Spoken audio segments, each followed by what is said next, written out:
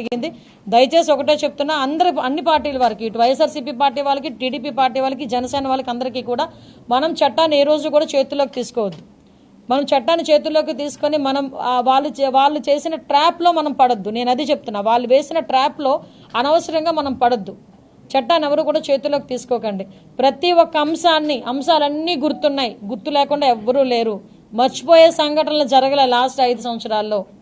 కాబట్టి దయచేసి అన్నీ గుర్తున్నాయి, అన్నిటికీ సమయం రావాలి. అలాగని చెప్పి మనం లాని అతిక్రమించి మనం చేయాల్సిన అవసరం లేదు.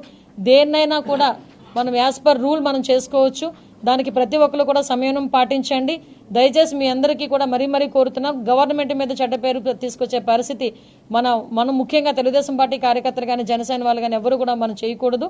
At the same time YSRCP వాళ్ళకి కూడా ఒకటే చెప్తున్నా, మీ లాభాపేక్ష గురించో, మీ రాజకీయ ఉనికి గురించో కామన్ పీపుల్ని ఇబ్బంది పెట్టొద్దు అని మాత్రం నేను